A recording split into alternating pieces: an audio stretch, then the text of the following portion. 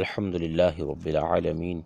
والصلاة والسلام علی سید الانبیاء والمرسلین اما بعد فاعوذ باللہ من الشیطان الرجیم بسم اللہ الرحمن الرحیم۔ بہار شریعت 7واں حصہ لونڈی غلام کے نکاح کا بیان۔ لونڈی اور غلام کے نکاح کے حوالے سے ہمارے مسائل بیان کیے جا رہے ہیں۔ 32 مسائل کا بیان ہو چکا ہے اور آگے جو ہے وہ مسئلہ نمبر 33 آج ہم سنیں گے۔ صاحب بہار شریف فرماتے ہیں کہ نکاح کنیز کی خوشی سے ہوا تھا، یعنی لونڈی کا نکاح جب کیا گیا تو اپنے اس نکاح پر راضی تھی، جب بھی خیار عتق اسے حاصل ہے۔ یعنی پیچھے بھی ہم یہ بات سن چکے ہیں کہ اگر ایک لونڈی کا نکاح کر دیا جاتا ہے اور اس کا نکاح اس کی خوشی سے ہوا، اس نکاح پر وہ راضی تھی، اب جب پہلے وہ لونڈی تھی اب اسے آزاد کر دیا گیا، اب وہ ایک آزاد عورت ہے، تو آزاد ہونے کے وقت شریعت نے اس لونڈی کو اختیار دیا ہے کہ اگر چاہے تو اپنے اسی شوہر کے ساتھ رہے، اور اگر نہیں رہنا چاہتی اس نکاح کو ختم کر دے اور کسی اور کے ساتھ نکاح کرنا چاہے تو کر سکتی ہے۔ تو اب یہ والا نکاح، یہ والا جو خیار ہے، خیار عتق اسے حاصل رہے گا۔ یعنی اگرچہ پہلا نکاح اس کی اپنی مرضی سے ہوا، خوشی سے ہوا، تب بھی آزاد ہونے کے وقت اسے یہ والا اختیار باقی رہے گا اس کے لیے۔ ایسا نہیں کہہ سکتے کہ بھئی وہ نکاح تو تمہارا اپنی مرضی سے ہوا تھا، تمہاری خوشی سے ہوا تھا، لہذا اب تم جائز نکاح کو ختم نہیں کر سکتی، ایسا نہیں ہے۔ اور اگر بغیر اجازت مولا نکاح کیا تھا اور مولا نے نہ اجازت دی نہ رد کیا اور آزاد کر دیا تو نکاح صحیح ہو گیا اور خیار عتق نہیں ہے۔ جس وقت نکاح کیا تو اس وقت مولا کو پتہ ہی نہیں کہ میرے اس لونڈی نے نکاح کر لیا ہے۔ بعد میں جب مولا کو پتہ چلا تو مولا نے کچھ بھی نہیں کہا، یعنی نہ ہی اجازت کا پتہ ہے اور نہ ہی یہ معلوم ہے کہ اس نے رد کیا ہے، یعنی کوئی صورتحال واضح نہیں ہوئی۔ تو ایسی صورتحال کے اندر جب یہ معاملہ بنا تو اب اس کے بعد مولا نے اس کو آزاد کر دیا، اب وہ اس عورت نے جو پہلے نکاح کیا تھا اس کا وہ والا نکاح درست ہو جائے گا۔ ہاں مگر اس صورتحال کے اندر اب آزاد ہونے کا وقت اس کا جو خیار ہے وہ اختیار باقی نہیں رہے گا، وہ ختم ہو جائے گا۔ مسئلہ نمبر 34، بیٹے کی کنیز سے نکاح کیا، یعنی اپنے بیٹے کی جو لونڈی ہے اس سے نکاح کر لیا اور اس سے اولاد ہوئی، تو یہ اولاد اپنے بھائی کی طرف سے آزاد ہے مگر وہ کنیز ام ولد نہ ہوئی، یعنی جس کے ساتھ اس نے نکاح کر لیا ہے وہ ام ولد نہیں بنے گی۔ یوں ہی اگر باپ کی کنیز سے نکاح کیا، بیٹے نے باپ کی لونڈی سے نکاح کر لیا تو اولاد باپ کی طرف سے آزاد ہو گئی اور کنیز ام ولد نہیں ہے۔ مسئلہ نمبر 35، بیٹے کی باندی سے وطی کی اور اولاد نہ ہوئی تو عقر واجب ہے اور وطی حرام ہے، یعنی بیٹے کی باندی سے جو ہے وہ باپ جمع کر لیتا ہے، صحبت کر لیتا ہے، مگر صحبت کرنے کے بعد، جمع کرنے کے بعد اولاد نہیں ہوتی، تو اب جو ہے یہ عقر جو ہے وہ واجب ہو جائے گا۔ اور عقر کیا ہے؟ صاحب بارشی فرماتے ہیں عقر یہ ہے کہ صرف با اعتبار جمال، یعنی خوبصورتی کے اعتبار سے جو اس کی مثل کا مہر ہونا چاہیے وہ دینا ہوگا، یعنی اس طرح کی جو کنیز ہوتی ہے، لونڈی ہوتی ہے، اس کا جس طرح کا حسن و جمال ہے، خوبصورتی ہے، اس طرح کی عورت کا، اس طرح کی خوبصورت عورت کا جو مہر ہوتا ہے وہ مہر اس لونڈی کو جو ہے وہ دینا ہوگا۔ یہ اس عورت کے اندر ہے جب اولاد نہ ہوئی، اور اولاد ہوئی یعنی اپنے بیٹے کی باندی سے وطی کی اور اولاد ہو گئی اور باپ نے اس کا دعویٰ بھی کیا کہ یہ اولاد، یہ بچہ میرا ہے، اور وہ باپ حر یعنی آزاد ہے، مسلمان ہے، عاقل ہے، تو اس کا نسب ثابت ہو جائے گا بشرط یہ کہ وقت وطی سے وقت دعویٰ تک لڑکا اس کنیز کا مالک رہے۔ باپ یہ دعویٰ کر دیتا ہے کہ یہ بچہ میرا ہے، تو اس صورتحال کے اندر یہ ساری شرائط جو بھی بیان ہوئی کہ آزاد بھی ہو، مسلمان بھی ہو، عاقل بھی ہو، تو اس صورتحال کے اندر اس کے دعویٰ کرنے کی وجہ سے وہ بچے کا نسب اسی باپ سے ثابت ہو جائے گا، مگر اس کی شرط یہ ہے کہ جس وقت باپ نے اس کے ساتھ وطی کی تھی اس وقت سے لے کر دعوے تک وہ جو اس کا بیٹا ہے وہ اس کنیز کا مالک بھی رہے۔ اور اس صورتحال کے اندر کنیز باپ کی ام ولد ہو جائے گی اور اولاد آزاد ہوگی، اور باپ کنیز کی قیمت لڑکے کو دے، کیونکہ اب یہ ام ولد ہو چکی ہے۔ تو اس صورتحال کے اندر جو باپ ہے یہ اس لونڈی کی جتنی قیمت بنتی ہے وہ اپنے بیٹے کو دے دے گا۔ عقر اور اولاد کی قیمت نہیں، اور اگر اس درمیان میں لڑکے نے اس کنیز کو اپنے بھائی کے ہاتھ بیچ ڈالا جب بھی نسب ثابت ہوگا، اور یہی احکام ہوں گے، یعنی جس بھائی کی یعنی جس بیٹے کی اصل لونڈی تھی اس نے اپنے پاس نہیں رکھا بلکہ اپنے دوسرے بھائی کو بیچ دی، تو چونکہ دونوں کا باپ ایک ہی ہے لہذا یہ صورتحال کے اندر جو ہے وہ تب بھی نسب ثابت ہو جائے گا، اور یہ احکامات بھی یہی ہوں گے جو کہ پیچھے ابھی بیان ہوئے ہیں۔ لڑکے نے اپنی ام ولد کی اولاد کی نفی کر دی، یعنی یہ کہ یہ میری نہیں، یعنی اپنی لڑکے کی جو اپنی ام ولد تھی اس سے جو اولاد ہوئی، لڑکا کہتا ہے یہ میری نہیں، اور باپ نے دعویٰ کیا کہ یہ میری اولاد ہے، یا لڑکے کی مدبرہ یا مکاتبہ کی اولاد کا باپ نے دعویٰ کیا، تو ان سب صورتوں میں محض یعنی صرف باپ کے دعویٰ کرنے سے نسب ثابت نہ ہوگا جب تک لڑکا باپ کی تصدیق نہ کرے۔ یعنی ایک لڑکے کی جو لونڈی تھی وہ اس کی ام ولد بن گئی، مگر لڑکا یہ کہتا ہے، بیٹا یہ کہتا ہے یہ میری اولاد نہیں ہے، اور اس کا باپ یہ کہتا ہے کہ یہ میری اولاد ہے۔ یا پھر دوسری صورت یہ ہے کہ لڑکے کی جو مدبرہ یا مکاتبہ لونڈی تھی، مدبرہ یعنی جس کو اس نے کہا تھا کہ اگر میں مر جاؤں تو تم میرے مرنے کے بعد آزاد ہو، یا مکاتبہ تھی جس کو اس نے خرید و فروخت کی اجازت دی تھی اور یہ کہا تھا کہ اتنے پیسے لا کر مجھے دے دو، اتنی چیزیں لا کر دے دو، اس کے بعد تم آزاد ہو جاؤ گی۔ یہ دو لونڈیاں ہیں، ان کے بارے میں جو اس لڑکے کا باپ ہے اس نے یہ دعویٰ کیا ہے کہ یہ ان سے یہ جو بچے ہوئے ہیں یہ میرے ہیں۔ اب فرماتے ہیں کہ ان ساری صورتوں میں صرف باپ کے دعویٰ کرنے سے نسب ثابت نہیں ہو جائے گا، ہاں اگر لڑکا اپنے باپ کی تصدیق کر دیتا ہے کہ ہاں واقعی یہ میرے باپ ہی کی اولاد ہے، تب جو ہے وہ اس کی اولاد قرار دی جائے گی، وگرنہ اس کی اولاد نہیں ہوگی اور اس سے نسب ثابت نہیں ہوگا۔ مسئلہ نمبر 36، دادا باپ کے حکم میں ہے، یعنی جو حکم باپ کا ہے وہی حکم دادے کا ہے، اور یہ کب ہے؟ جب کہ باپ مر چکا ہو، یا معاذ اللہ معاذ اللہ معاذ اللہ کافر، یا مجنون یا غلام، مجنون یعنی پاگل ہو، بشرط یہ کہ وقت علوق سے وقت دعویٰ تک دادا کو ولایت حاصل ہو، یعنی حاملہ ہونے کے وقت سے، جس وقت جو ہے وہ لونڈی حاملہ ہوئی ہے، کنیز حاملہ ہوئی ہے، اس وقت سے لے کر دعوے کے وقت تک، یعنی وہ دادا دعویٰ کر دیتا ہے کہ یہ میری اولاد ہے، اس دعوے کے وقت تک اس دادے کو اس اپنے پوتے پر ولایت باقی ہو اور وہی اس کا ولی بھی ہو، تب جو ہے وہ وہی حکم ہوگا۔ یعنی پیچھے بھی جو ہم نے باپ کے حوالے سے مسئلہ سنا ہے، اگر باپ نہیں ہے اور اس کی جگہ دادا ہے اور یہ ساری صورتحال پیش آتی ہے تو اس صورت کے اندر وہی احکامات ہوں گے جو ابھی ہم نے پیچھے سنے ہیں۔ آگے نکاح کافر کا بیان، اس کے بارے میں حدیث سنتے ہیں۔ زہری نے مرسلاً روایت کی کہ حضور علیہ الصلوۃ والسلام کے زمانہ میں کچھ عورتیں اسلام لائیں اور ان کے شوہر کافر تھے، پھر جب شوہر بھی مسلمان ہو گئے تو اسی پہلے نکاح کے ساتھ یہ عورتیں ان کو واپس کی گئیں، یعنی جدید نکاح نہ کیا،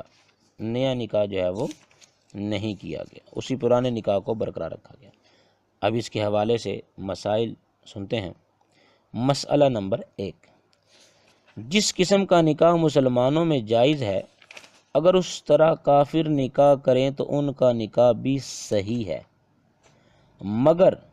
بعض اس قسم کے نکاح ہیں جو مسلمان کے لیے ناجائز اور کافر کر لے تو ہو جائے گا۔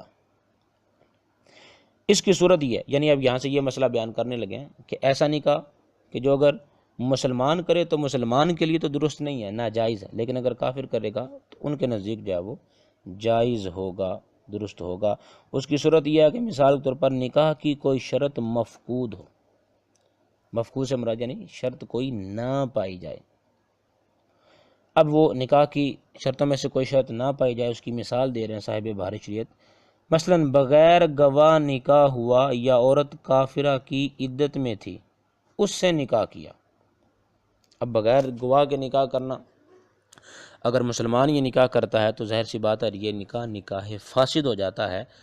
اور اس صورت میں اس نکاح کو ختم کیا جاتا ہے۔ اسی طرح اگر عورت عدت میں ہو تو پھر بھی نکاح نہیں ہوگا، مگر ہاں اگر کافر یہ دونوں کام کرتا ہے تو اس صورتحال کے اندر نکاح ان کے نزدیک درست ہو جائے گا۔ مگر شرط یہ ہے کہ کفار ایسے نکاح کے جائز ہونے کے معتقد ہوں، یعنی یہ نکاح ان کے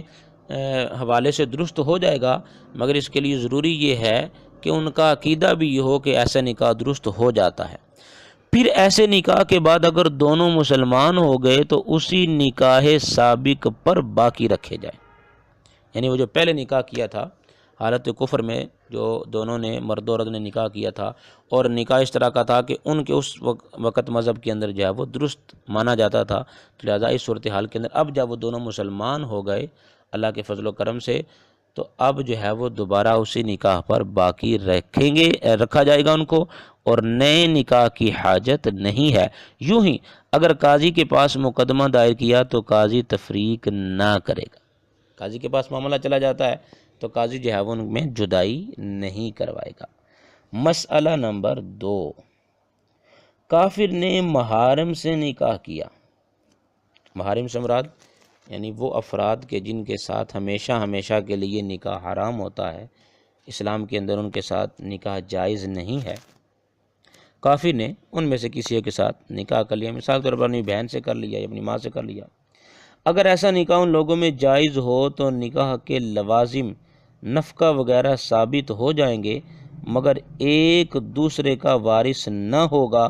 اور اگر دونوں اسلام لائے یا ایک تو تفریق کر دی جائے گی۔ یعنی صورتحال کے اندر اگر وہ لوگ یہ سمجھتے ہیں کہ محارم کے ساتھ نکاح کرنا جائز ہے، تو نکاح کے جو لوازمات ہیں، نان و نفقہ دینا، خرچہ وغیرہ دینا، رہائش دینا، گھر دینا جو ہے وہ اس پر لازم ہو جائے گا،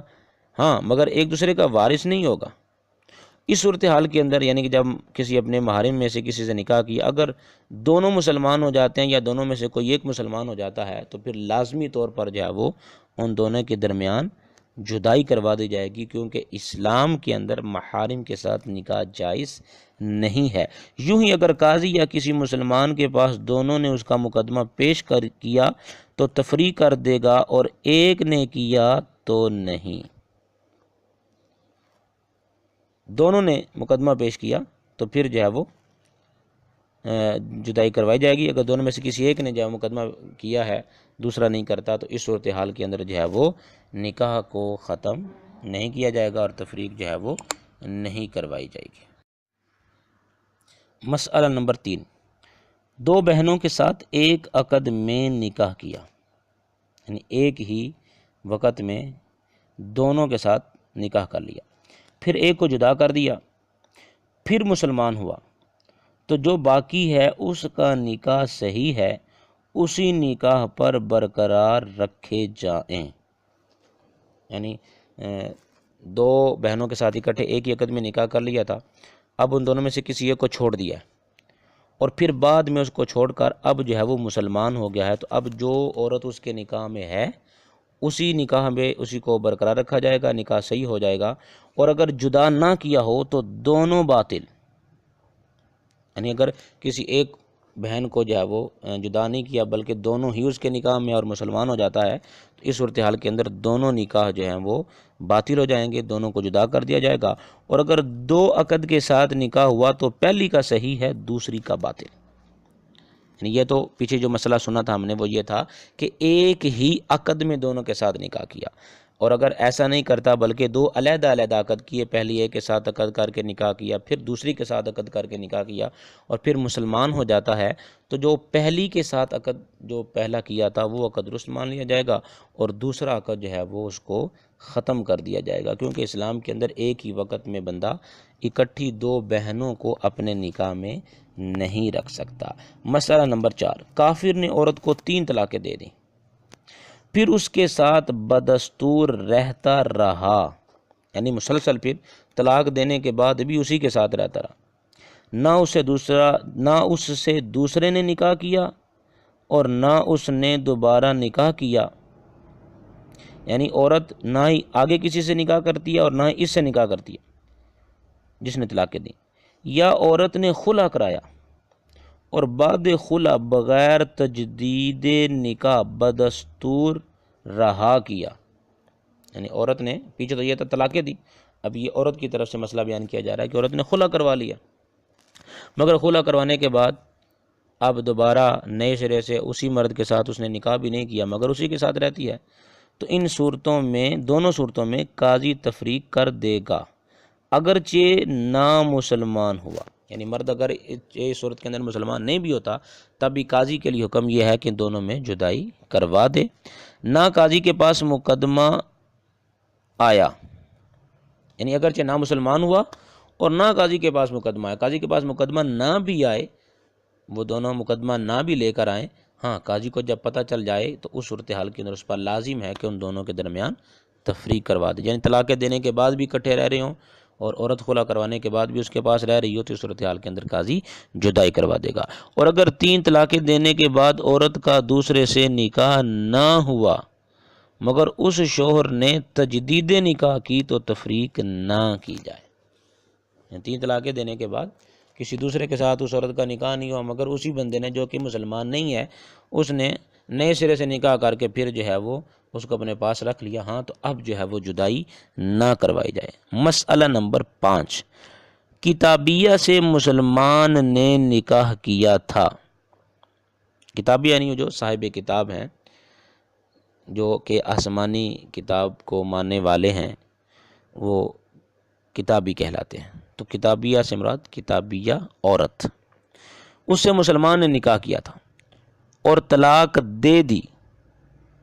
ہنوز عدت ختم نہ ہوئی تھی، ہنوز یعنی کہ ابھی تک عدت ختم نہ ہوئی تھی کہ اس سے کسی کافر نے نکاح کیا تو تفریق کر دی جائے، یعنی مسلمان سے پہلے نکاح ہوا اور مسلمان نے طلاق دے دی اور ابھی اس کی عدت ختم نہیں ہوئی تھی، مسلمان کی طرف سے ابھی وہ اس کی عدت جو ہے وہ باقی رہتی تھی مگر اب وہ کسی کافر سے نکاح کر لیتی ہے تو اس صورت کے اندر فوراً جو ہے وہ جدائی کروا دی جائے گی، کیونکہ عدت کے ختم ہونے تک جو ہے وہ اسی کے نکاح میں شمار سمجھی جائے گی، اسی کے نکاح میں، ہاں جب عدت ختم ہوگی اس کے بعد نکاح کیا تو اب جدائی نہیں کروائی جائے گی۔ مسئلہ نمبر 6، زوج و زوجہ دونوں کافر غیر کتابی تھے، یعنی کسی بھی آسمانی کتاب کو نہیں ماننے والے اور ہیں بھی مسلمان اور مسلمان بھی نہیں ہیں، ان میں سے ایک مسلمان ہوا تو قاضی دوسرے پر اسلام پیش کرے گا، اگر مسلمان ہو گیا فابہا، ٹھیک ہے، اور انکار یا سکوت کیا تو تفریق کر دے، یعنی دونوں مسلمان ہی نہیں تھے، دونوں کتابی بھی نہیں تھے، تو ایسی صورتحال کے اندر اگر میاں بیوی میں سے کوئی ایک مسلمان ہو جاتا ہے تو اس کا اسلام قبول کر کے دوسرے پر اسلام پیش کیا جائے گا، اگر وہ مسلمان ہو جاتا ہے تو ٹھیک ہے، اور اگر انکار کر دیتا ہے، کہتا ہے معاذ اللہ کہتا ہے میں مسلمان نہیں ہوتا یا وہ خاموشی اختیار کر لیتا ہے تو پھر دونوں کے درمیان جو ہے وہ جدائی کروا دی جائے گی۔ سکوت کی صورت میں احتیاط یہ ہے کہ 3 بار پیش کرے، یعنی ایک تو یہ ہے کہ وہ انکار کر دیتا ہے اور دوسری صورت یہ ہے کہ خاموشی اختیار کرتا ہے، کچھ بھی نہیں کہتا، تو ایسی صورتحال کے اندر ایک بار نہیں بلکہ بہتر یہ ہے کہ 3 بار اس کے اوپر اسلام پیش کیا جائے، اسے کہا جائے، اسلام کے فضائل بتائے جائیں، اسلام کی طرف ترغیب دی جائے اور پھر جو ہے وہ اسے کہا جائے کہ تم مسلمان ہو جاؤ، یہ 3 بار جو ہے وہ بہتر ہے۔ یوں ہی اگر کتابی کی عورت مسلمان ہو گئی، یعنی مرد جو ہے وہ کتابی تھا مگر عورت مسلمان ہو گئی، تو مرد پر اسلام پیش کیا جائے، اسلام قبول نہ کیا تو تفریق یعنی جدائی کر دی جائے، اور اگر دونوں کتابی ہیں اور مرد مسلمان ہوا تو عورت بدستور اس کی زوجہ ہے، مرد مسلمان ہو جاتا ہے، عورت کتابی ہے، پہلے دونوں کتابی تھے، اب ایک جو ہے وہ کتابی ہے، تو ایسی صورتحال کے اندر اس کا نکاح جو ہے وہ باقی رہے گا۔ مسئلہ نمبر 7، نابالغ لڑکا یا لڑکی سمجھدار ہوں تو ان کا بھی وہی حکم ہے، اور نہ سمجھ ہوں تو انتظار کیا جائے۔ یعنی جو کہ بالغ کا لڑکے کا یا لڑکی کا حکم ہوتا ہے، تو جو نابالغ لڑکا یا لڑکی اگر سمجھدار ہوں، صاحب عقل ہوں، تو ان کا بھی وہی حکم، اگر ایسا نہیں ہے تو پھر انتظار کیا جائے، جب تمیز آ جائے تو اسلام پیش کیا جائے،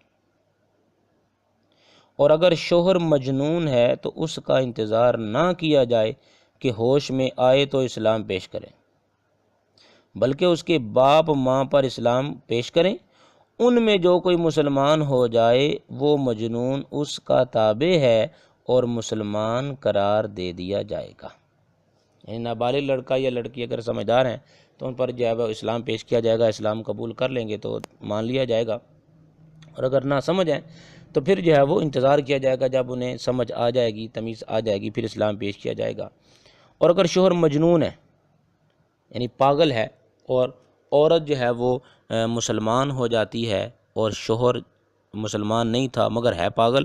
تو اب یہ اس چیز کا انتظار نہیں کیا جائے گا کہ یہ عقل مند ہو جائے، اس کی عقل درست ہو جائے، پھر اس پر اسلام پیش کیا جائے گا اور پھر آگے معاملہ ہوگا، بلکہ ایسی صورتحال کے اندر شریعت اسلامیہ کا حکم یہ ہے کہ جو مجنون اور پاگل ہوتا ہے وہ اپنے والدین کے تابع سمجھا جاتا ہے، جو اس کے والدین کا حکم ہوگا اس کا بھی وہی حکم ہوگا، تو لہٰذا ایسی صورتحال کے اندر اس کے جو والدین ہیں، ماں باپ ہیں، ان پر اسلام پیش کیا جائے گا۔ اگر ان میں سے کوئی ایک بھی مسلمان ہو جاتا ہے تو یہ مجنون اور پاگل اسی مسلمان کے تابع ہو کر یہ بھی مسلمان سمجھا جائے گا۔ آگے فرماتے ہیں اور اگر کوئی مسلمان نہ ہوا تو تفریق کر دیں، یعنی والدین میں سے نہ باپ مسلمان ہوا نہ ماں مسلمان ہوئی، ایسی صورتحال کے اندر جو عورت مسلمان ہو چکی ہے اور اس کا شوہر مسلمان نہیں اور وہ پاگل ہے تو دونوں کے درمیان جدائی کروا دی جائے گی، اور اگر اس کے والدین نہ ہوں، یعنی جو پاگل شوہر ہے اس کے والدین ہی نہیں، تو قاضی کسی کو اس کے باپ کا وصی قرار دے کر تفریق کر دے، اس کے باپ کی طرف سے کسی کو وصی بنا دے اور پھر دونوں کے درمیان جو ہے وہ جدائی کروا دے۔ فرماتے ہیں یہ سب تفصیل جنون اصلی میں ہے۔ جنون اصلی کسے کہا جاتا ہے؟ وہ جنون جو بالغ ہونے سے پہلے ہی لاحق ہو جائے اور بالغ ہونے کے وقت بھی موجود رہا ہو، یہ جنون اصلی کہلاتا ہے۔ یہ جتنے بھی ہم نے پیچھے یہ ساری صورتحال مسئلہ نمبر 7 کے تحت ابھی تک سنی ہے، فرماتے ہیں یہ ساری صورتحال تفصیل اس وقت ہے جب جنون اصلی کے اندر یہ صورتحال ہو، اور اگر وہ پہلے مسلمان تھا تو وہ مسلمان ہی ہے، اگر جو اس کے ماں باپ کافر ہو، معاذ اللہ، یعنی پاگل ہونے سے پہلے، مجنون ہونے سے پہلے اگر وہ مسلمان تھا تو اس صورتحال کے اندر جو ہے وہ مسلمان ہی شمار کیا جائے گا۔ مسئلہ نمبر 8، شوہر مسلمان ہو گیا اور عورت مجوسیہ ہے اور یہودیہ یا نصرانیہ ہو گئی تو تفریق نہیں، یعنی شوہر مسلمان ہو گیا ہے، اسلام قبول کر لیا ہے، اور عورت جو ہے وہ مجوسیہ تھی، آگ کی پوجا کرنے والے تھے، آتش پرست تھے، مجوسی تھے، مگر اب وہ کیا ہوگی؟ یہودی یا نصرانی ہو گئی ہے، تو اس صورتحال کے اندر جو ہے وہ ان دونوں کے مابین تفریق نہیں کروائی جائے گی۔ یوں ہی اگر یہودیہ تھی اب نصرانیہ ہو گئی، یا بالعکس یعنی پہلے نصرانی تھی اب یہودی ہوگی، تو بدستور زوجہ ہے، یعنی اس کی بیوی شمار کی جائے گی۔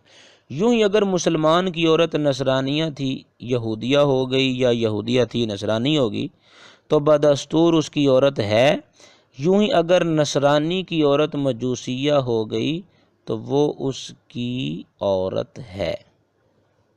مسئلہ نمبر 9، یہ تمام صورتیں اس وقت ہیں کہ دارالاسلام میں اسلام قبول کیا ہو۔ پیچھے جتنے بھی ہم نے یہ اسلام کے قبول کرنے والی صورتیں سنی ہیں،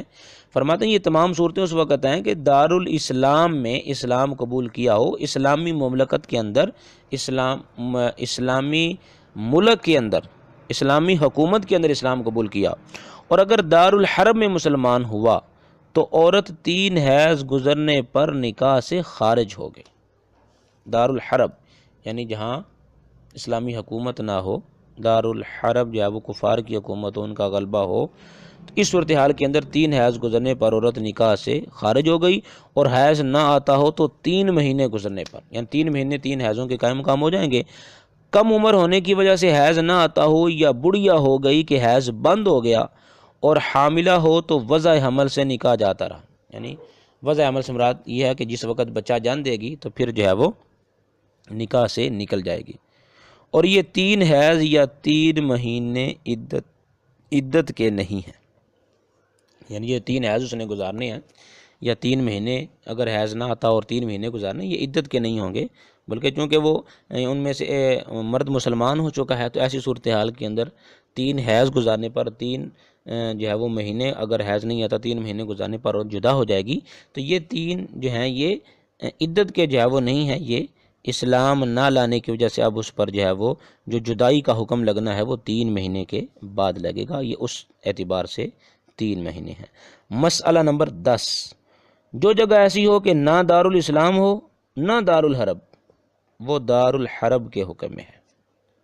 یعنی اس کو اگر نہ ہی ایسا ہے کہ وہ مسلمانوں کے تحت ہے، نہ ہی دوسروں کے تحت ہے، تو ایسی صورتحال کے اندر اس کا حکم جو ہے وہ دارالحرب والا ہی ہوگا۔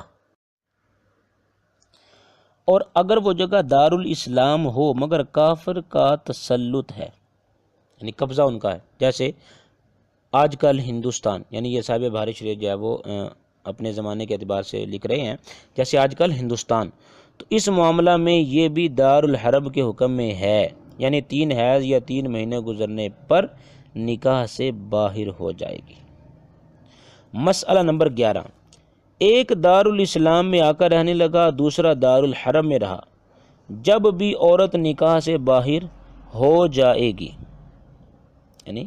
کوئی ایک جو ہے وہ دارالاسلام میں آ گیا اور ایک دوسرا جو ہے وہ دارالحرب میں ہی رہتا ہے، ایسی صورتحال کے اندر بھی عورت نکاح سے باہر ہو جائے گی۔ اب صاحب بہار شریف میں ایک مثال دے رہے ہیں، فرماتے ہیں مثلا مسلمان ہو کر یا ذمی بن کر دارالاسلام میں آیا۔ اب یہاں ذمی کی وضاحت سن لیں، ذمی اس شخص کو کہا جاتا ہے جو کہ مسلمانوں کی امان کے اندر آ جاتا ہے اور جزیہ دیتا ہے، یعنی سالانہ ٹیکس ادا کرتا ہے اور مسلمانوں کی حکومت میں مسلمانوں کی پناہ میں رہتا ہے، اسے ذمی کہا جاتا ہے۔ تو فرماتے ہیں مسلمان ہو کر یا ذمی بن کر دارالاسلام میں آیا، یا یہاں آ کر مسلمان یا ذمی ہوا، یا قید کر کے دارالحرب سے دارالاسلام میں لایا گیا، یہ ساری صورتیں فرمایا ان صورتوں کے اندر تو نکاح سے باہر ہو گئی، عورت نکاح سے نکل گئی۔ اور اگر دونوں ایک ساتھ قید کر کے لائے گئے، یعنی شوہر اور میاں اور بیوی دونوں کو اکٹھے قید کر کے لے آئے دارالاسلام، یا دونوں ایک ساتھ مسلمان یا ذمی بن کر وہاں سے آئے، یا یہاں آ کر مسلمان ہوئے، یا ذمہ قبول کیا تو نکاح سے باہر نہ ہوئی، ایسی صورتحال کریں، یعنی یہاں آ کر جو ہے وہ وہاں سے ذمی بن کر یہاں آئے، یا یہاں آ کر ذمی بنے، یا یہاں آ کر مسلمان ہوئے، تو ایسی صورتحال کے اندر جو ہے وہ عورت نکاح سے باہر نہیں ہوئی۔ اور آگے فرماتے ہیں یا حربی امن لے کر دارالاسلام میں آیا، یا مسلمان یا ذمی دارالحرب کو امان لے کر گیا، تو عورت نکاح سے باہر نہیں ہوگی۔ یہ ساری صورتیں جو ہے وہ ہیں کہ جن کے اندر عورت نکاح کے اندر برقرار رہے گی۔ مسئلہ نمبر 12، باغی کی حکومت سے نکل کر امام برحق کی حکومت میں آیا یا بالعکس، تو نکاح پر کوئی اثر نہیں ہے، یعنی پہلے باغی اور سرکش بندے کی حکومت کے تحت رہتا تھا اور وہاں سے نکل کر ایسی جگہ پر آ گیا جہاں واقع ہی امام برحق ہے، یا پھر اس کا برعکس کیا، یعنی پہلے امام برحق کی حکومت کے تحت رہتا تھا، اس کی خلافت کے تحت رہتا تھا، اور اب جو ہے وہ کسی سرکش اور باغی کی حکومت میں چلا گیا ہے، یعنی ملک چینج کر لیا، علاقہ چینج کر لیا، جیسا کہ مثال کے طور پر ہمارے مختلف لوگ جو ہے وہ دوسرے ملکوں کا سفر کرتے ہیں، اپنے روزی کی تلاش میں، رزق کی تلاش میں، تجارت کے لیے وہاں رہتے ہیں، تو ایسی صورتحال کے اندر فرمایا کہ نکاح پر کوئی اثر نہیں ہوگا۔ مسئلہ نمبر 13، مسلمان یا ذمی نے دارالحرب میں حربیہ کتابیہ سے نکاح کیا تھا، یعنی حرب کی رہنے والی دارالحرب کے اندر حربیہ ہے اور کتابیہ ہے، کسی آسمانی کتاب کو ماننے والی، اس سے نکاح کیا تھا، وہ وہاں سے قید کر کے لائی گئی، تو نکاح سے خارج نہ ہوئی۔ یوں ہی اگر وہ شوہر سے پہلے خود آئی، یعنی شوہر ادھر ہی ہے، شوہر سے پہلے خود آ گئی ہے، جب بھی نکاح باقی ہے، اور اگر شوہر پہلے آیا اور عورت بعد میں، تو نکاح جاتا رہا۔ یعنی شوہر سے پہلے خود آ گئی ہے اور شوہر بعد میں آیا تو نکاح باقی ہے۔ ہاں اگر شوہر پہلے آ گیا اور عورت بعد میں آئی تو اب جو ہے یہ والا نکاح جو ہے وہ ختم ہو جائے گا۔